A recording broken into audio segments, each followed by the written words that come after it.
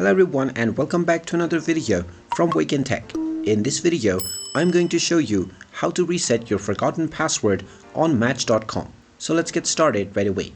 First of all, open up your web browser and then in the address bar type in Match.com and press enter. You will then be taken into the official Match.com website. Now from the home page, in order to proceed with resetting your password, click on the sign in button at the top right corner. You will now be taken into the sign in portal. Now from the sign in page, click on forgot password underneath the sign in section and you will be asked to enter the email address that you used to sign up.